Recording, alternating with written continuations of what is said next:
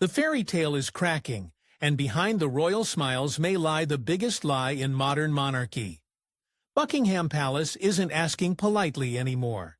They want DNA. If Meghan faked a pregnancy, this isn't just scandal, it's royal fraud at the highest level. Contrived, and I think he got to the point where, excuse my friends, BS. This is not how you treat human beings about something so special and so important. Let's not beat around the bush. What just leaked from Buckingham Palace is the kind of scandal that doesn't just shake the palace walls, it shakes the very foundation of the monarchy. Think Netflix-level cliffhanger, but dial up the stakes, because this time it's not fiction. It's the House of Windsor, and it's as real as the crown jewels. I don't want to hear it from her, I really don't. She was referring to 8 years ago. She said, "My dear friend Serena told me years ago, a lie can't last forever." According to a web of high-level insiders, all roads are now pointing to a shocking twist in the Meghan and Harry saga. An official demand for DNA tests on their children, Archie and Lilibet. Yes, you read that right. DNA tests. And this isn't some cheeky inquiry or a backstage rumor whispered by royal aides. It's a formal request, supposedly pushed through after mounting pressure from within the palace, where murmurs of inconsistencies have quietly snowballed into a full-blown storm. Why now? Why this? And why such an outrageous claim?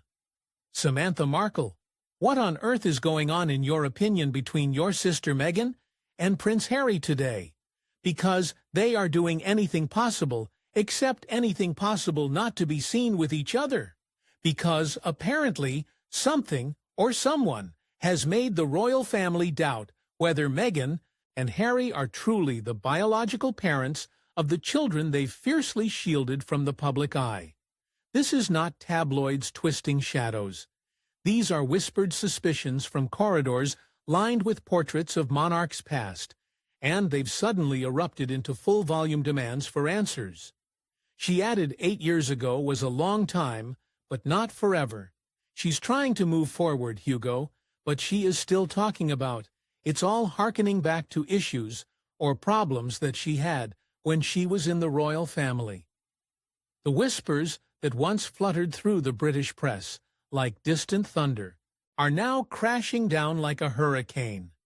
What began as hushed speculation, odd timing of pregnancies, minimal public appearances, strict photo controls, has now culminated in a dramatic showdown, a push for scientific proof that could either silence the rumors forever or detonate the biggest scandal to hit the royal family in decades. We're told it's a professional split. There aren't a twin-track approach, but even next week Meghan is going to the Tyler Perry event in Los Angeles, an event that Harry is on the board of. Yet Harry flying out to New York the same day, seemingly to avoid being seen with your sister. What's even juicier? Some insiders hint that this DNA twist may have been brewing behind the scenes for years, kept under wraps by royal handlers determined to protect the Sussex image. But with King Charles consolidating his reign and senior courtiers tightening the circle, the tolerance for secrecy is reportedly wearing thin. A source close to the palace reportedly said, "The monarchy thrives on legacy and bloodlines. If there's doubt, it has to be cleared. Period." Seemingly to avoid being seen with your sister. What is going on here? I'm just gonna throw right out there. I'm kind of more curious as to why they're not being seen with these children. And just like that, the question is no longer how Harry and Meghan stepped back from royal duties, or why they chose exile in Montecito. The burning question now is who exactly they brought with them. Are the children royal by blood, or has the firm been spun into an illusion grand enough to challenge its very future? Samara and others, do actually tell the truth about her, and I don't think she likes it very much. Right, I mean, that's probably one of the points she did mention in the podcast, that she was thick-skinned. One thing's for sure, the British monarchy is known for its pomp and protocol, but this is raw, messy, and deeply personal. If the truth they uncover doesn't match the story the world has been told, it could destroy what little trust remains between the runaway royals and the family they left behind. I'm gonna throw right out there. I'm kinda more curious as to why they're not being seen with these children. Like they're jet studying, they're apart one day, they're together, they're going to this event, or to that event. Most celebrities, even Princess Catherine and Prince William, their kids are visible, living a normal life, very full, and the public see them. Long before Buckingham Palace found itself entangled in a DNA firestorm, before global headlines screamed of paternity doubts and whispered betrayals, there was the bump, Meghan Markle's baby bump. While it should have been a symbol of joy, maternal pride, and royal continuation, it became the quiet fuse that may have lit the entire royal revolution. Again, I did kind of raise my eyebrows a little bit about that, but legally, a failure is a win for her. She also said that, and she ought to know because there have been plenty of them. It all began with what seemed like harmless online chatter, observations, questions. Why does it look odd? Photos of Meghan's pregnancy began surfacing. Images where her belly appeared to shift, collapse, or change size depending on the angle or the day. One infamous shot, captured by Getty Images, a platform known for its unfiltered, unedited archival accuracy, sent skeptics into overdrive. It showed Meghan's bump appearing to fold unnaturally as she bent over, almost like a pillow slipping under her dress. With paparazzi everywhere, drones everywhere. You know, in all of these events, somebody I would think would see these children. So are they together? Are they not? At first, it was easy to write off. People called it Photoshop, a trick of the camera, haters grasping at straws. But Getty doesn't play games. They don't alter images for gossip. And suddenly the internet conspiracy that seemed too outrageous to be true began collecting receipts. I mean, thank you very much for making me watch an hour and a half of this stuff, by the way. How, critics asked, was Meghan squatting in stilettos deep into her supposed third trimester without so much as a wobble? How did her belly seem to grow overnight, then appear smaller just days later in official footage? Why did it sometimes ride high, then sink low, as if unattached to her body altogether? Who really knows? Because their PR seems to spin everything 1 week. It's like they're... At the time, daring to ask these questions made you a villain. How dare you question a woman's pregnancy? They cried. It was labeled misogynistic, disrespectful, and even racist. But, let's be honest, this wasn't about shaming a mother-to-be. This was about inconsistencies that didn't add up. And now, years later, those once muted murmurs have become a thunderous outcry, fueled by new developments from inside the palace. You needed that. At the very end, she said that her 15-year-old self would be very proud of her present-day self and how she's doing. So I wonder what her 15-year-old self is like. I mean, go. Because what once lived in comment threads and YouTube breakdowns has now allegedly reached the Queen's former inner circle. Some royal insiders claim the palace always had questions, but buried them in favor of protecting the family's image, especially after the fallout from Princess Diana's legacy. But those days of silence are over. Now, even they can no longer ignore the elephant in the room, or, in this case, the possibly fabricated bump in the spotlight. They're getting together. They're strengthening. They're doing this. They support each other the next week. They're splitting up. The olive branch is being extended. It's being rejected. They're not getting back. There are whispers that certain aides tried to verify the pregnancy records back then. Hospital visits, birth certificates, even the delivery team but kept hitting walls, sealed files, missing documentation. And now, years later, the cracks in the story are gaping wide open. I mean, I don't understand what she was trying to say there. It was like the lack of authenticity in that interview was really palpable. Like, Emma Grede is, who was the interviewer? She's such a self-made. What if, some now wonder, that pregnancy was a carefully crafted performance, a public fairy tale sold to the world with rehearsed lines, symbolic belly cradles, and curated photo shoots, a performance meant to secure public sympathy, cement their royal value, or perhaps hide a more complicated truth involving surrogacy, privacy, or optics. We know the probability of them getting back in the royal fold is like 0.012. But, you know, I think the world has been wondering, are they going to move to Great Britain? Whatever the reason, the questions refuse to die. And now, with DNA tests being thrown into the royal ring, the world is circling back to the very beginning, the bump that sparked it all. Because if Meghan's pregnancy wasn't all it seemed to be, then nothing in the Sussex narrative can be taken at face value.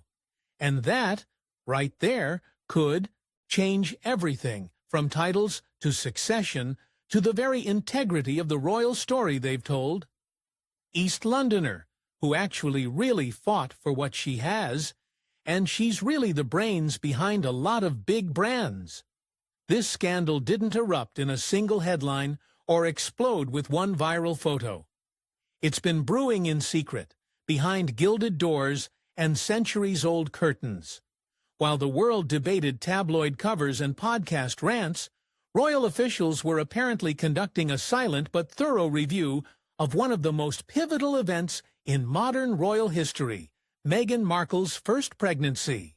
Move to Great Britain because it doesn't seem like the Hollywood thing panned out. Are they going to move to Portugal? There were rumors of that. And why? I doubt that it has anything to do with President Trump now being re-elected. Maybe it does, but why Portugal? Why not somewhere else? Why not Great Britain? Well, we really don't know. It's like a mystery. Again, this fairy tale has become somewhat of a scary tale. It's eerie, it's cringeworthy, and it's yet like a tragic comedy. It's sad because if there are children involved, it doesn't seem like they're having a normal life. And it seems like it's very far from a fairy tale for the world and for them. So I mean, I can't wait to find out. My guess is as good as yours. There's obviously, Sam, so many questions about the children. Sources close to the palace claim that months ago, possibly even before the latest round of Netflix drama, senior aides were instructed to quietly begin a classified investigation. A deep dive, not just into Meghan's public bump appearances, but into everything. Archived footage, hospital protocol, press statements, photographic metadata, internal reports, every crumb related to the birth of Archie Harrison Mountbatten Windsor. She really is someone who worked her way to be there. Meghan, on the other hand, really socially mountaineered her way to the top. Where was the hospital log detailing Meghan's admission and labor? Why was there no official statement from royal physicians, a customary gesture in every royal birth stretching back generations? Why was no staff name ever publicly connected to the delivery?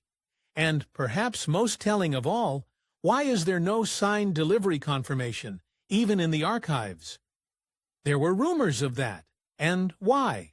I doubt that it has anything to do with President Trump now being re-elected.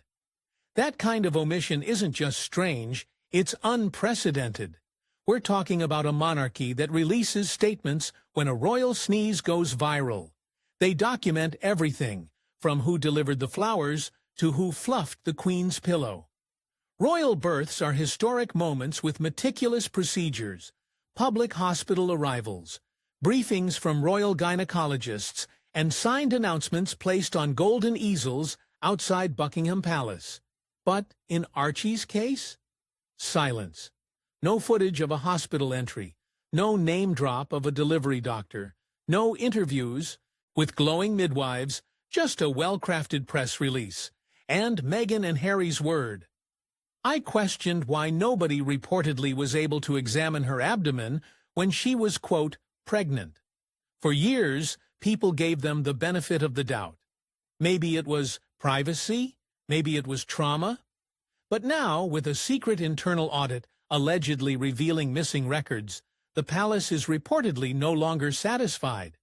Certain aides reportedly found that media outlets were subtly warned not to pry too deeply at the time. There are whispers of legal threats, calls from royal PR teams, and sudden editorial redirections, almost as if a smokescreen had been erected around the birth, an event normally celebrated with full transparency and pomp. Maybe it does, but why Portugal? Why not, somewhere else? Why not Great Britain? Insiders say that once the palace's private inquiry began, the more they dug, the more inconsistencies they uncovered. Internal timelines didn't match public statements. Archival timestamps on photos seemed suspiciously out of sequence, and in the place where there should have been a stack of official medical documentation, allegedly, there was nothing but gaps. This has now snowballed into a full-blown crisis of confidence. If the monarchy can't verify the birth of a royal child, what does that mean for the child's status, succession rights, or even citizenship? Is the crown dealing with a massive PR misstep? Or is this the early crack in a royal deception larger than anyone ever imagined? So, we really don't know. It's like a mystery. Again, this fairy tale has become somewhat of a scary tale. Let's get one thing straight. Surrogacy isn't a scandal. The scandal is the lie. In a world where modern families come in all forms, using a surrogate is not a crime, not immoral, and certainly not something to be ashamed of. Countless couples, royal and regular, turn to surrogacy for a variety of reasons: fertility issues, health complications, or personal choice. And society has, for the most part, learned to embrace that. But the outrage brewing around Meghan and Harry? It's not about how their children came into the world. It's about the alleged performance, the picture-perfect royal pregnancy tale that now, under the spotlight of mounting DNA and medical record scrutiny, seems dangerously close to fiction. It's eerie, it's cringeworthy, it's like a tragic comedy. It's sad, because if there are children involved, it doesn't seem like they're having a normal life in it. Because if the rumors are true that Meghan never carried Archie and Lilibet herself, then we have a very different issue on our hands. Not a medical one, a moral one, a global one. One where two of the most talked-about figures on Earth allegedly constructed and sold a fairy tale pregnancy, complete with cradled baby bumps, lavishly documented baby showers, and carefully timed media. Appearances to reinforce the illusion. I did that. I personally, I hate to tell you, being in a very old-fashioned, hadn't heard of Emma Green. I imagine she did this thing so that she would be, a lot of her people. The Meghan Markle people would then watch her and say, she'll also be better than this. And I was very impressed by her, and I looked her up, and she's done fantastic things, as you said.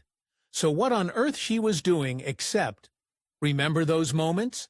Meghan stepping out in elegant maternity wear, holding her bump like a royal Madonna. Oprah interviews that dripped with emotional weight, the glowing Vogue spreads, the public sob stories about how the palace failed to support her as a new mother. Now imagine all of that, knowing it might have been a scripted performance, a global show broadcast to billions, built on a carefully guarded secret.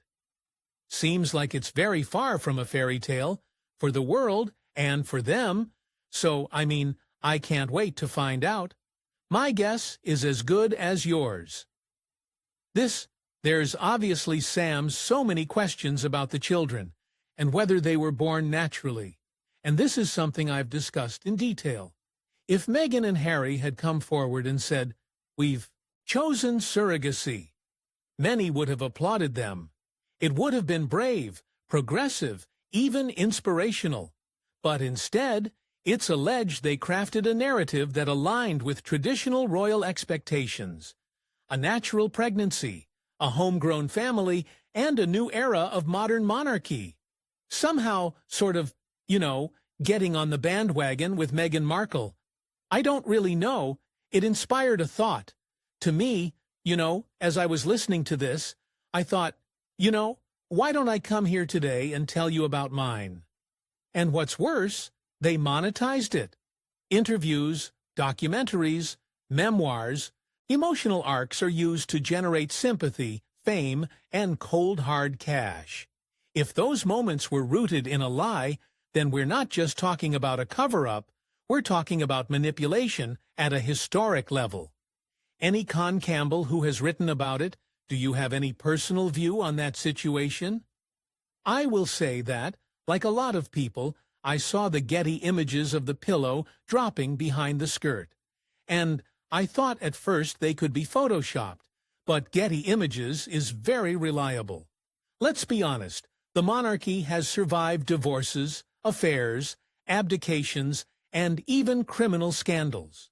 But it has never faced the possibility that a senior royal couple faked the foundational narrative of their family, not for protection, but for profit. So yes, the surrogacy itself wouldn't be the scandal, but the lengths allegedly taken to hide it? That's where the real shame lies. The silence, the staging, the selective storytelling, the millions made off a narrative that may not even be real. The pillow dropping behind the skirt. And I thought at first they could be photoshopped, but Getty Images is very reliable. This is no longer tabloid fodder or clickbait controversy. We've moved beyond gossip columns and internet conspiracies. What's unfolding now strikes at the very heart of the British monarchy, because this isn't just about Meghan and Harry anymore, it's about the crown itself, and whether it can survive a scandal that threatens its most sacred pillars, bloodline, legacy, and legitimacy. The British royal family doesn't derive its power from Hollywood-like fame. It's not a reality show or an influencer brand. Its strength lies in the idea that it represents a direct, unbroken line of succession, stretching back centuries, that every royal heir is part of a sacred lineage, documented, verified, and above all, real. Strip that away, and what are you left with? A crumbling symbol, a performance in a crown. I questioned why nobody reportedly was able to examine her abdomen when she was, quote, pregnant. If it turns out that Archie or Lilibet's birth story is more fairy tale than fact, the royal family isn't just dealing with a PR nightmare. They're facing a constitutional crisis. Questions arise. Are they legally in the line of succession? Were rules of citizenship or nationality bypassed? Can titles bestowed under potentially false pretenses be revoked? Could Parliament intervene? My toothbrush experience. How I respect the toothbrush and how I throw energy into them. And then there's King Charles, a monarch still finding his footing in a new reign, trying desperately to modernize a fragile institution and restore faith in the crown. His entire strategy has hinged on projecting stability, slimming down the monarchy, and preparing Prince William to be the face of the future. He cannot afford a scandal of this magnitude rocking the foundations he's trying to reinforce.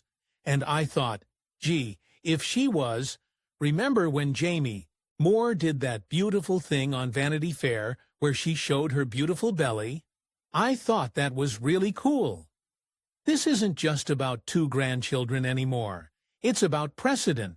If the crown allows this to slide, what message does that send about royal standards? About transparency? About trust? Monarchy is more than a family. It's a brand, a religious symbol, and a constitutional pillar. It depends on the belief that what you see is what you get, that the crown is sacred, not staged. But if Meghan and Harry truly orchestrated a royal deception, one rooted in a faked pregnancy, cloaked in public adoration, and capitalized for millions, then every photo, every baby announcement, every sweet image of a Sussex heir is no longer a cherished royal memory. It's evidence of the biggest royal scandal in modern history. Like, if you are so proud of your baby, your marriage, and God, if you have the opportunity to have royal physicians examine your womb, I don't know about her, but I would be all over that. I would, if there would be like a Vogue magazine cover. Proud to show the baby and the beauty of pregnancy and, you know, the beauty of the marriage. And for a monarchy, still healing from Megxit, from Prince Andrew's disgrace, from Diana's legacy, and from years of generational tension, the last thing it can survive is a fraud that calls its future into question.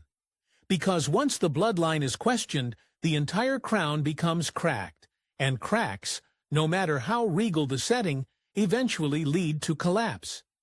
And there were reportedly no physician certificates, so all of the rumors that seem to be true about surrogacy.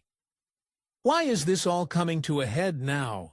Because the question of succession has gone from theoretical to urgent, and with it, the scramble to untangle the royal web. As the monarchy reshuffles and prepares for the future, the need to clarify who is entitled to what has never been more critical. And at the very core of that debate, Archie and Lilibet. Are they truly part of the royal bloodline, or is there something far at play? I didn't feel overly offended by it. I was listening to if you came in as an outsider and didn't know the history of everything that's been going on, you would just listen to an entrepreneur talking with passion about her life and her business. And I think that if these two are to be counted among the future royals, if they're to sit at the table of kings and queens, the palace now reportedly insists on one thing: confirmation of their rightful claim. No more assumptions, no more blind trust. Because, as it turns out, there are simply too many loose ends that need tying up before the palace can move forward with such a monumental proclamation. Hence, the deep dive investigation into timelines, footage, medical records, and every other piece of documentation tied to the births of these royal heirs. And then my father was very forthcoming to talk about the fact that in July, 9 months before Archie was allegedly born. But what did the palace allegedly discover during this secret review? It's less a neat conclusion and more a Pandora's box of questions, ones that threaten to undermine everything the monarchy stands for. The deeper they dug, the more contradictions began to surface. The fact that we do have this long memory, she is trying to kind of change as she talks the narrative. And if she had come out with this interview 7 or 8 years ago, the absence of a birth record doesn't just cast doubt on one event. It opens up a pandemic of uncertainty about the entire royal narrative.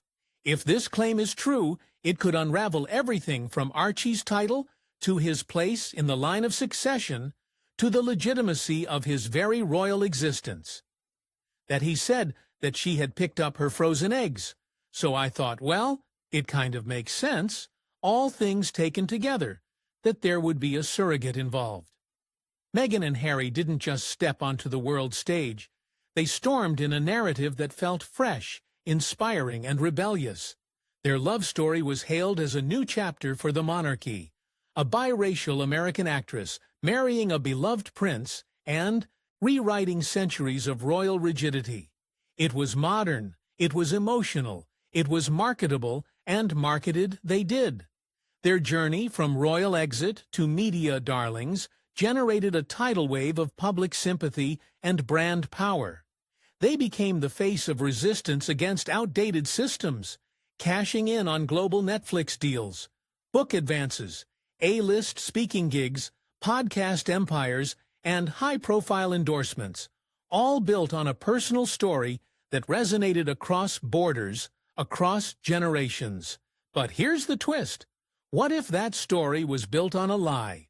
What if the pregnancy at the center of their fairy tale, the image of Meghan cradling her bump beneath the harsh flash of paparazzi cameras, wasn't just misleading, it was completely manufactured?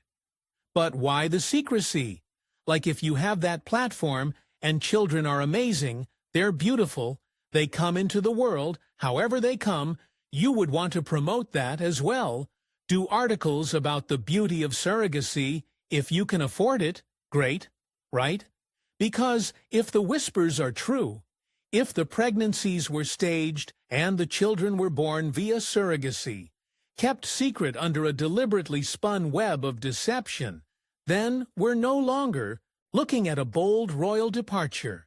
We're looking at a royal con, one that used emotion, identity, and the crown's legacy to sell a narrative to the world.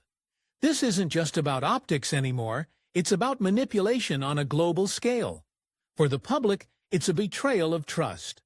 For the media that platformed them, it's a credibility hit. For the monarchy, it's a breach of protocol and a crisis of legitimacy. And for future royal generations, it's a case study in what happens when personal gain eclipses royal duty. Because, make no mistake, this isn't some harmless PR stunt. This is the kind of deception that fractures institutions, rewrites history, and poisons public perception.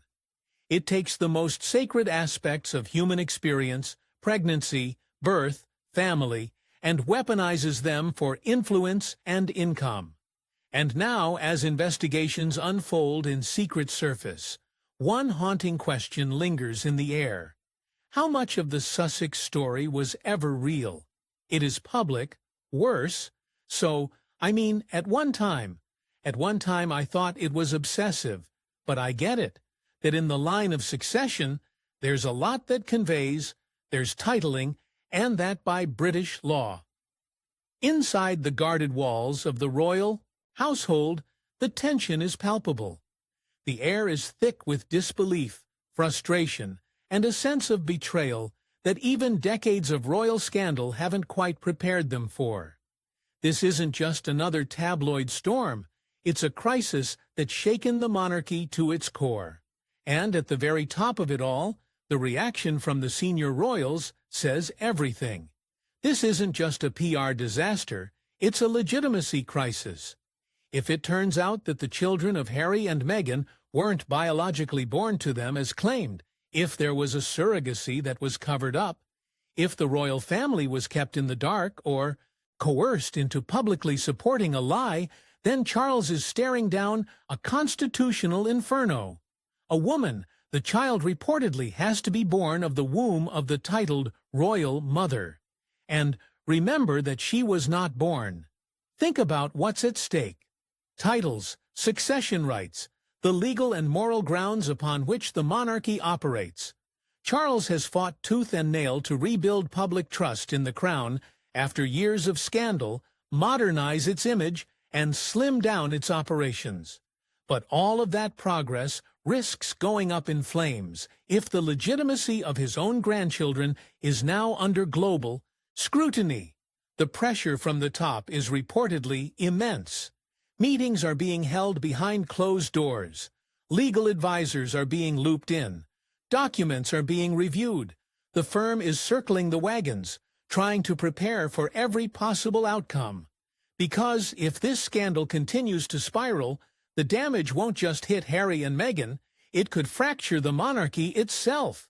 At the hospital where all royal births take place, and we were lied to about the timing, and when she apparently went into labor, I was covering all of that very closely, and there was a whole veil of secrecy over it. And Lady Colin Campbell, as you know, has regularly just asked Buckingham Palace, just tell us, just confirm all of the details, and they have refused to do so. Why? And here's the chilling part. King Charles may be forced to make a choice. A line may soon be drawn between personal loyalty to his son and the institutional integrity of the crown. And if push comes to shove, don't be surprised if the king chooses the crown, because in the royal family, blood is thicker than water, but the crown is heavier than both. For years, Harry and Meghan mastered the art of storytelling. They set the tone, controlled the narrative, and positioned themselves as victims of a rigid institution. Through explosive interviews, best-selling books, glossy Netflix documentaries, and carefully crafted sound bites, they painted their truth, and the world listened. At times, even sympathized. But now, that silence they once used to maintain mystery and control, it's turning against them, fast. Lady Colin Campbell, as you know, has regularly just asked Buckingham Palace, just tell us, just confirm all of the details. And they have refused to do so. Why? The questions swirling around the legitimacy of their children, the rumors of a staged pregnancy, the whispers of a surrogacy cover-up.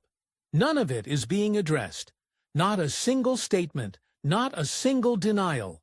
And in the court of public opinion, where silence speaks volumes, people are starting to believe the worst. In fact, for many, silence now equals guilt. And it's not just the public losing patience. Even inside the palace walls, the mood has reportedly shifted. A senior aide, clearly fed up with the years of ambiguity, is said to have put it bluntly. They've had years to clear this up. If they won't, the institution will. And that right there, that's the game changer. Because this is no longer about bump conspiracies or paparazzi photos. This is about something far bigger: lineage, legacy, and the lawful continuity of the crown. The British monarchy isn't just a ceremonial relic, it's a constitutional pillar. And that means its players, especially those in the line of succession, must be beyond reproach. Well, the other thing, too, I don't know if you remember, people can misspeak. But like if it's the day or a couple of days after your baby is born, and you're presenting the baby to the public, very slick. If Archie and Lilibet were, in fact, born via surrogacy, and that surrogacy was intentionally hidden, then royal laws, titles, and succession rights may not legally apply. It creates a ripple effect that could shake the throne from its very foundation. I think people may have been more favorable to her. I think it's because we still have the memory. We still know that everything that's gone in the past. I think it's been such a wasted opportunity. Let's play out the worst-case scenario, the one that has the palace on edge, the public glued to headlines, and Harry and Meghan sitting in the eye of a constitutional hurricane. What if the DNA test doesn't match? What if the results reveal that Harry is not the biological father, or that Meghan never carried the children herself? This wouldn't just be a scandal. It would be a royal earthquake, the kind that rattles through centuries of tradition, topples reputations, and rewrites the very rules of succession. He's changed so much in the last 2 weeks, and I think people are like, and I think it was originally months, and even that was... In an instant, Archie and Lilibet's place in the royal bloodline vanishes. Their titles dissolve. Their HRH status evaporates, and their presence in the royal fold becomes not just complicated, but non-existent in the eyes of protocol and law. And what about Harry? For a man who's long positioned himself as the wounded son, the outsider, the man forced to protect his family from the so-called cruelty of the institution, a DNA mismatch could flip that narrative on its head. Suddenly, he's not the victim anymore. He's the accomplice, the co-author of a tale that may have intentionally misled not just the palace, but the entire world. His reputation, already battered by bombshell interviews and sensational memoirs, could take a fatal hit. No longer seen as the prince who walked away with courage, he may be recast as the royal who helped orchestrate a deception of historic proportions. Love didn't change because a lot of people were saying the same thing. We're like, What do you mean in the last 2 weeks? This is supposed to be the day after birth, or very shortly thereafter. This isn't just about paternity. It's about power, legacy, and royal integrity. If the DNA doesn't match, the House of Windsor will be forced to erase the Sussex children from the line of succession and clean up the wreckage left behind by the illusion of a family unit that may have never existed as presented. It would be, quite literally, the undoing of everything Harry and Meghan built post-Megxit. Netflix deals, media empires, and global sympathy, all built on the image of a young family breaking free from tradition to protect their children. But if those children aren't biologically theirs, then everything collapses. So, are you saying that he's 2 weeks older, and so I thought maybe that would allow time to wean the baby away from a birth mother episode that was used? Refuse the DNA test, and the whispers become screams. The palace tightens its stance, public trust dissolves, titles are revoked. They risk total exile, not just from the monarchy, but from the public stage they fought so hard to command. Agree to the test, and they face the unknown. One swab, one result, one truth that could either clear the air once and for all or detonate the entire Sussex narrative. But make no mistake, doing nothing is no longer an option. It would make sense, but instead of lying to the world, why not to say, we want a baby? We're having a baby and we're using a surrogate? The monarchy has drawn its line, and this time it's not blurred by emotion or veiled in tradition. No DNA, no titles, no proof, no place. This isn't palace pettiness. This is about the very foundation of royal rule, the bloodline. For an institution that survived wars, affairs, divorces, and abdications, this is the final frontier, the one scandal it cannot quietly outlast.